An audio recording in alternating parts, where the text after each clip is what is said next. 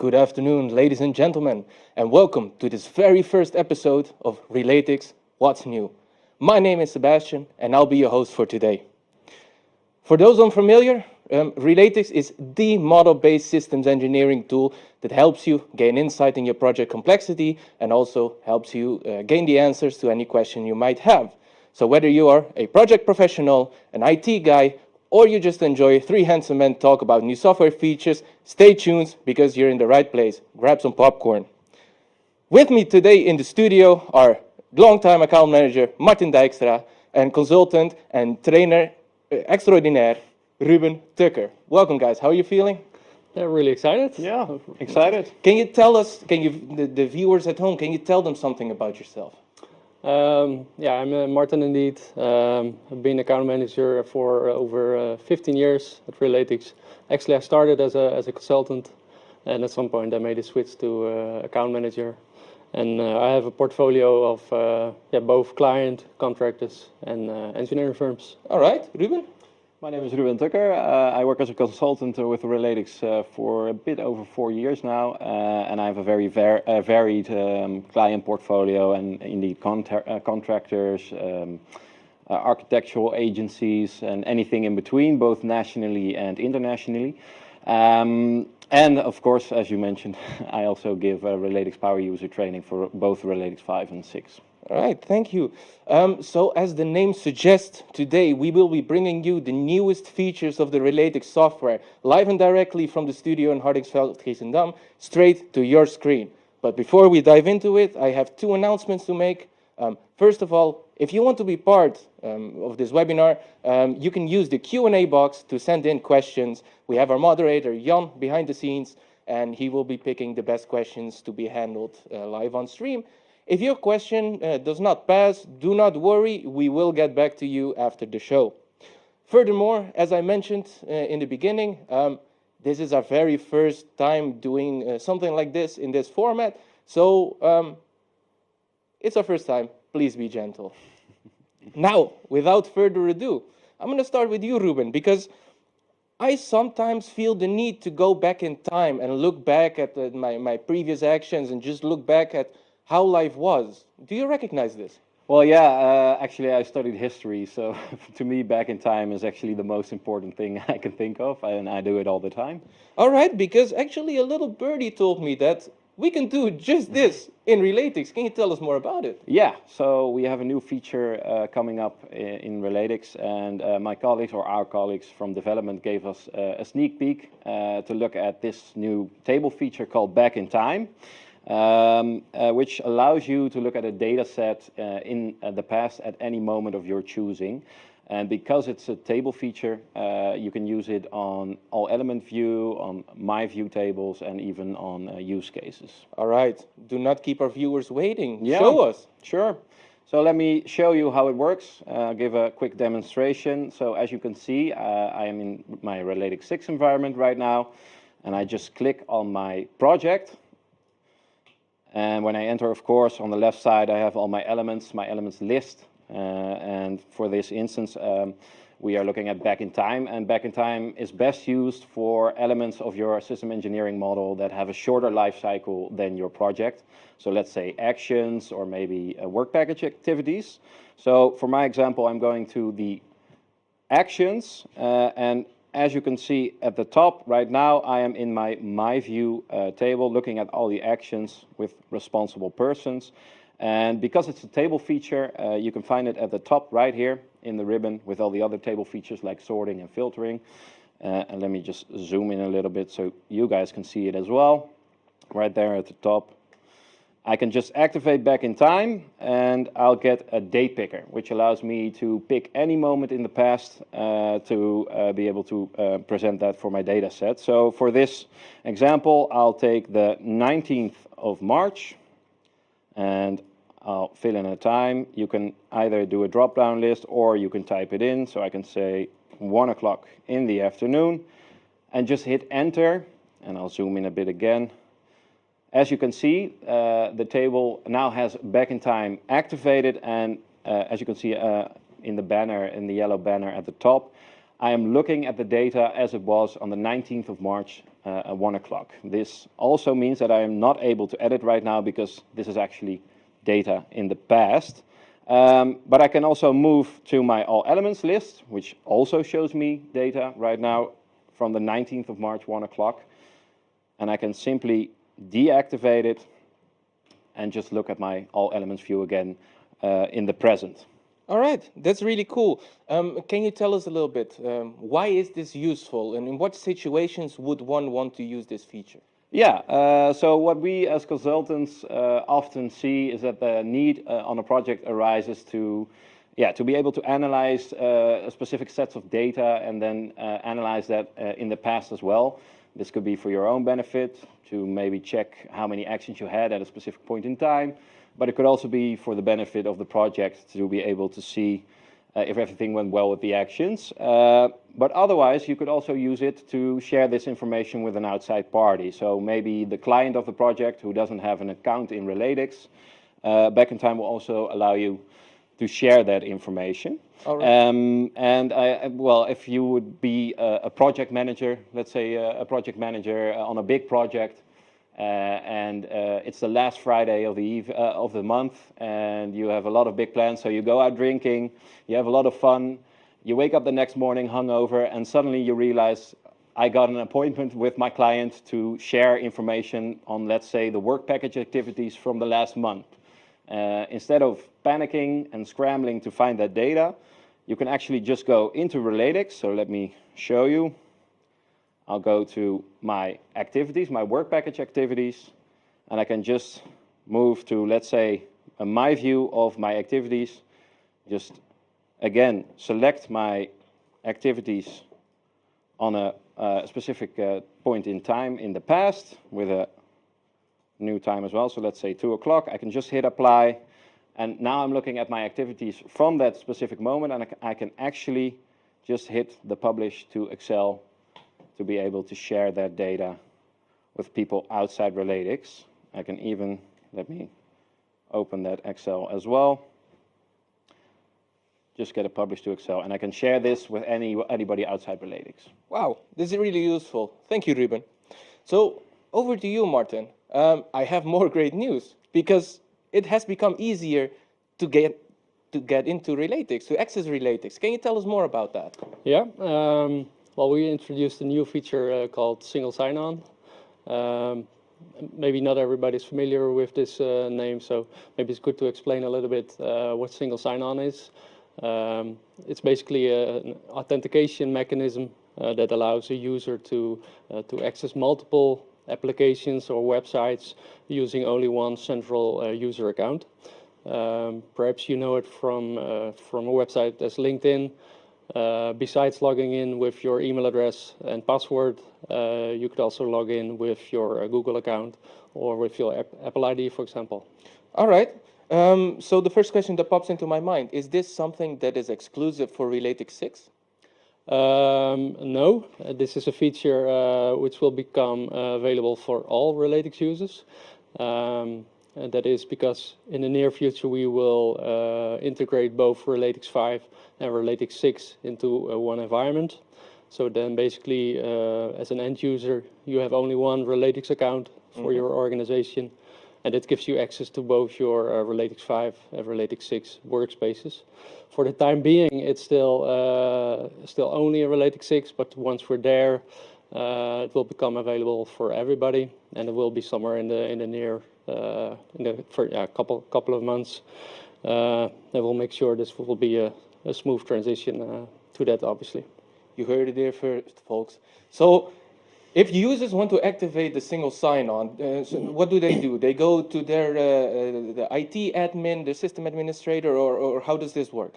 Now they can, as a customer, you can actually enable the feature completely yourself. I can show you that as well. I'm logged into the same environment as Ruben was previously before. It's good to know that I have administrator rights, so I have basically full access, and I can also enter the environment administration, which I'll do now. And if you head over to the menu item security, you can see on the right-hand side a new table called Authentication via Microsoft. And basically, if you fill in those fields, you can do this together with the system administrator of your organization. Then you're good to go. And it's good to mention, as you can see here, it's Microsoft that we support as a identity provider. It's called. So for the more technical people, maybe it's based on Entra ID, and it used to be Microsoft Azure Active Directory in the past. So that's the provider that we currently support. All right, so it's really easy to get set up. What does a single sign-on then look like for the end user? Can you show us? Yeah, well, first actually I would like to show you a little bit still how you can manage your users as an administrator. And why is that? Because as you can see here already, here's the list of all the users within the environment. And what stands out already is that you can actually differentiate per user if this user has to log in through Relatics, so the traditional way with email address and password, or if he has to use the Microsoft option through single sign-on. So you can also see that if you want to create a new user, because single sign-on is already enabled for this environment, when you click on new user, the default authentication is set to Microsoft. But you can also choose to go for Relatics, so then a user just has to use his email address and his own Microsoft Relatics password to log in. But it doesn't matter which one you choose, you have to fill in those 3 fields. So that's also a big advantage of this implementation, because you only have to know the email address of your colleague in order to activate single sign-on for him. All right, so you can choose user by user which authentication method you want to use. Can you give us some more benefit advantages of this new feature? Yeah, you're one step ahead of me again, because I still want to show you a little bit how it looks like for end user, because that's also important, of course. I won't create a new user, but what I can do is for my existing account, change the authentication to Microsoft. Currently, it's still Relatics, but if I go to my user, I can click on Edit here, and I can set it to Microsoft. It also gives a dialog saying that the password will be cleared for my user, because obviously I won't need it anymore, because I'll be using my Microsoft user account. So if I click on Update, and if I then sign out, then you can see that on the login screen, you basically have 2 options now. So the email and password for the users who use Relatics to authenticate themselves, and the option which I'll be using now with my Microsoft account. So if I click on it, I'm already logged in into my Microsoft account, so I just have to confirm that it's me. If I do that, then I'm immediately logged in. Okay, that's simple. So besides simplicity accessing it, what are some other benefits of single sign-on? Well, mainly it's indeed a convenience for the end user, because you don't have to remember separate email address password combinations for every application that you use. So you just have to remember your Microsoft account, and that's it. So convenience for the end user.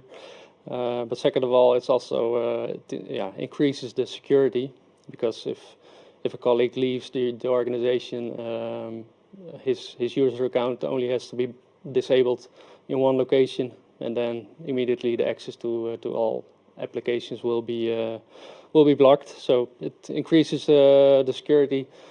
Yeah, and specifically our implementation, big benefit is that it's a hybrid setup. So you can, because on a lot of construction projects, a lot of external people are also involved in projects. So for example, you could choose to enable single sign-on for your own employees, and have external people use email address, passwords to sign in. All right, thank you. So you heard it, folks. The Relatics is no child's toy, but accessing it is actually child's play. Now, Ruben, let's get back to the time travel, because it's one thing to actually move back in time, but is it also possible to compare 2 points in time? So to compare the data of 2 points in time? Not for the specific feature back in time, but I want to move back a little bit because, as we mentioned, this is our first time, so we forgot a little piece of the back in time functionality, which I still want to show our users. As I mentioned before, you can publish that information to Excel and share it with parties that are not in Relatics. But what I also wanted to show you is that if you go to reports, you are now able to generate reports back in time as well. And again, this is on a moment of your own choosing, so we don't need any snapshots. You don't need to pick a point and then keep that. You can always just be flexible and pick any point in time, back in time, that you want. Having said that, let's move on to the other feature. So again, I'm going to move into my workspace. And we are going to show you the compare feature, and compare feature is a table feature as well. So again, you can use it on my view tables, on use cases, on all element views, as you see fit. And the difference is that we're actually going to compare data to now. So if I move to requirements from my elements list, I can actually see that we have a use case here. Let me zoom in a bit, called requirement analysis. And right next to the back in time feature, we have the compare mode, as you can see right here. And we can just activate the compare mode. And let's say I pick a time, the 18th of March, 2 o'clock. And right now I'm looking at my use case in compare mode. Typically you would use this feature for elements that have a much longer life cycle, like requirements, so elements that will be with us during the entire project. And well, yeah, so hold on Yeah. a second, because It's a lot of it's, information. yeah, it's a lot of information, Yeah. and it seems really easy to use, but I see loads of colors, and can you walk us through the table? What is actually going on here? Yeah. So let me show you what the colors mean. So basically, I activated my compare mode on the table, as you can see at the top here with my timestamp, and it is actually comparing the data to now. So comparing the data from my set point in time, which was the 18th of March, compared to now. And by color coding the information, I can actually see what has happened to these requirements. So I can actually look at the progress that's been made or the changes that's been made. So let's start with green. As you can see, a lot of green requirements here. You can actually filter on that as well. So I'll filter on the green requirements.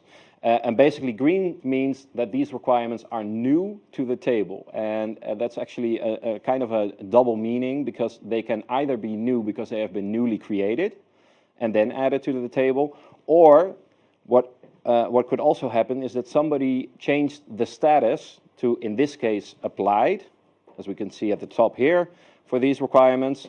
And because we have our filter at the top on this use case, showing us only applied requirements, these new requirements will turn up green.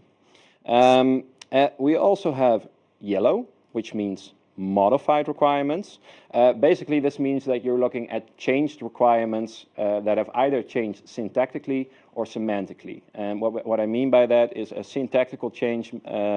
You have a change of the requirement itself. So let's say a change to the requirement title or to the requirement text or any property of that requirement. And semantical changes are viewed in this table as well. So let's say that this requirement got a new relation to a system, as you can see with the little plus sign there, or it got a new relation to a responsible person, or sorry, the relation was removed. So that's why you can see a minus over there. So these are the changed requirements. If we move further, so I'll just put it back to all, we also have red requirements, and these indicate removed requirements. Now this doesn't mean that the requirement has been deleted, it just simply means that the requirement has been removed from this table. and you can actually see why it has been removed, because we have the filter on the status applied. And this requirement was changed from applied to not applicable, which means it's removed from this data set, and that's why it will turn up green. But the cool thing of the compare feature, if you have it activated, is that these requirements will remain present in this table, so you will still be able to track the changes that were made to the requirement, even though it's not part of that data set anymore. And it also allows you to further analyze the requirements to find out why it was removed from the data set. So in this case, we can clearly see that, of course, with the status, but you can actually investigate that. Next up, we have gray, which we don't have in this table. So I'll move to the all elements view of the requirement, and I'll just enter into compare mode it. And let's say it's the 18th of March and 2 o'clock, which was already activated, but you can change that if you want. If I scroll a little bit to the bottom, you can actually see grayed out right there at the bottom. This means that these requirements were actually deleted from the workspace. Now, normally, I don't think we would delete a lot of information from Relatics because you want to keep that traceability intact. So let's say these are requirements where they just had a faulty title and they were not used anymore, so it's basically user error. But otherwise, I would always say that a best practice is that if a requirement is not relevant anymore, you would change the status to not applicable, so you still have that traceability on the information.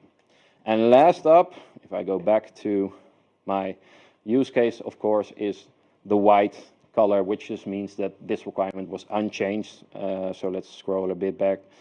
Further down, you can see requirement 18 right here was always part of this use case and still is. So this was unchanged, and that's why it's white. And as I said, you can always filter on any color just to get a quick view of that data.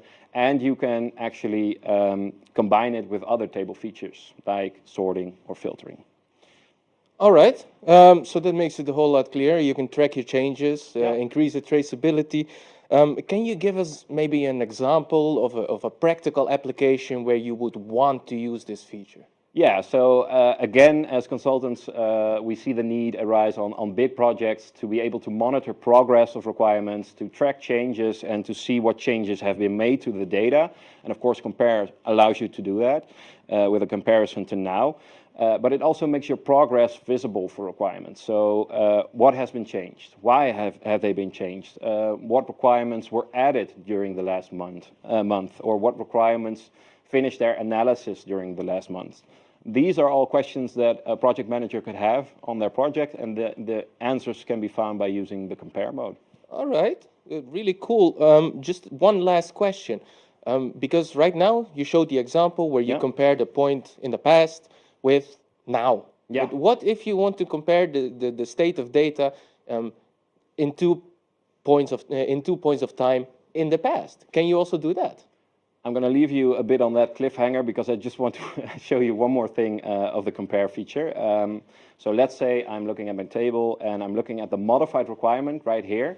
Compare also allows me to further dive in to that change, but it's really different from what we already have with the history. So in this overview or in this use case, I can see what requirement has changed. But if I want to know why this title has changed and what the progress on that was, I can always just click on the requirement, open the history to see what's happened. I can actually see that it had a bit more changes than just the title, and it was actually changed a lot during that period of time. So that the combination of compare with what's happened makes this an extra powerful feature. Now, to make it even more powerful, as you said, a compare feature works with a comparison to now, but you are actually able to compare with back in time as well. So right now, I have my compare mode deactivated on this use case. So I'm still looking at my requirement analysis, as you can see. Let's say I activate compare mode. I go back with my date picker to the 16th of March to 2 o'clock. And let's apply that information and, of course, show me all information again. I can actually activate back in time as well. Let's put that at a moment in between. So in this case, the 24th at 2 o'clock. And apply And now I'm actually combining compare with back in time to make a comparison between these two specific points in time. So it's not mandatory to compare it to now. You can actually combine this feature with the back in time feature to get any comparison you want.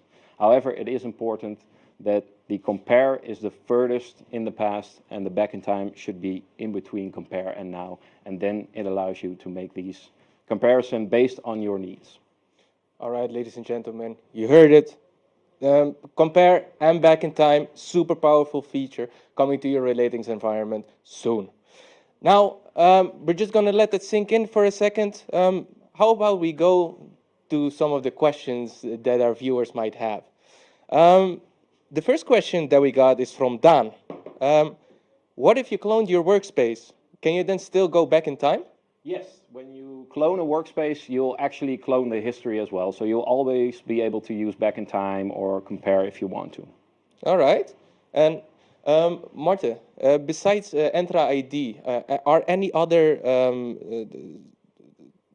authentication platforms supported by single sign-on? Well, at the moment it's Microsoft only, so Entra ID indeed, as you said. But if you want to use the feature as a customer and your organization uses a different platform, just contact your account manager, because the underlying technique is quite generic. It's based on open standards, so it's relatively easy to also add other identity providers. But like I said, just reach out to us, and then we can always look how and when we can do that. All right, amazing. So if you have questions about any of those features, either go to our website, relatics.com, or contact one of our account managers. Now, for the very last question, will we be able to look back at this webinar? If people can look back at this webinar, you mean? Yes. Yeah. I heard that indeed through the link that people use to register for the webinar. If they, for example, this evening or tomorrow use the same link, they can look back at it, and we will also put the video on YouTube channel, so people can, in 1 month or half year, can still look back at it as well. All right. So for the people watching at home, if you have colleagues that would want to see this webinar yet again, but we're not able to join, do not worry. You will be able to look back at this webinar at a later point in time.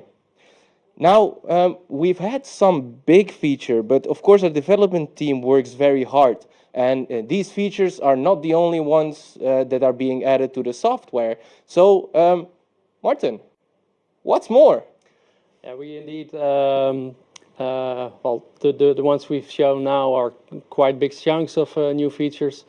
It's good maybe to mention we have a dedicated development team called Customer Feedback, and they are primarily focused on processing the feedback that we get from customers to improve existing features or to develop a little bit smaller features, so to say. I have a couple of them that I also would like to mention. If we can see them on screen now for the viewers. There you go. The first one is called notes, and notes are basically small pieces of text with a little bit of explanation that you can add to your type model as a power user. And you can basically add these to either type elements or to properties or to relations. So then wherever you go in your workspace as an end user, you'll see those small icons, and if you hover over it with your mouse, then you can see this explanation. So, for example, here we have a score at a risk, which is basically a calculated property, and then this explanation can tell you a little bit more of how this score is being calculated. So that's the first one. The second one is published to Excel for multi-cardinality relations. As people might know, in the top of every table, basically, you have a published to Excel option on overview pages. And in the past, there were a few small restrictions still in which this feature was not available, especially when you had multi relations in your table. So in this example, you have a requirement which can have multiple objects. But right now it just works for that as well. So basically it's what you see is what you get. So your Excel will look exactly the same as your table in Relatics. And last but not least, archived elements in reports. Maybe not everybody knows this, but in Relatics 6 there's a feature called auto-archiving. And basically what it means is you can assign a property that belongs to an element, and you can basically appoint this property as a life cycle property, for example a status. And if this property reaches a certain value, for example a closed action, then it will be auto-archived, so it will not be deleted, but you won't be bothered by it in your main visualization, so to say. And what we added now is that you can also use this filter in reports. So we added a small piece of syntax to the report functionality, and that allows you basically to, in this case, either show all your actions or only the live actions, so in this case with status open, or only show the archived actions, which in this case have the status closed. All right, thank you, Martin. So you heard it, our development team is not only busy introducing brand new features, but also improving existing ones, and for that we thank them. Now, unfortunately, we have almost arrived to the end of this webinar. Like we said, lots of exciting features. We hope to have given you a good impression of what these features entail. If you have more questions about these, please either contact your consultant, your account manager, or if you are not a client of ours yet, you can go to our website, relatics.com. Now, with that being said, the features don't stop here. Relatics 6 is fully in development and coming out with brand new other features. So if you want to stay up to date, check our website, check LinkedIn, and block your agenda for the 21st of May, because the 21st of May will be our next episode. Now with that, I would like the gentlemen in the studio here, Ruben, Martin, thank you for your contribution. Thank you. I would like to thank the gentlemen and the ladies behind the scene. And of course, I would like to thank you, the viewer at home, for your time, for your attention. Now, Ruben, when I joined Relatics as a consultant, and this is our very last point, when I joined as a consultant, you actually gave me training. If people at home are wondering that they also want to get trained by you, how do they go about this? Well, at first I'd be flattered, of course, but you can always sign in for training on our website. And if you already followed Relatics Power User Training for Relatics 5, you can actually get 50% discount on a training for Relatics 6, so a Power User Training as well. And you can find that on the website, so just go to relatics.com and you can actually register and apply for a Relatics Power User Training in the future. All right, awesome. So once more, contact your account manager, go to our website, and hopefully see you on the 21st of May. Thank you.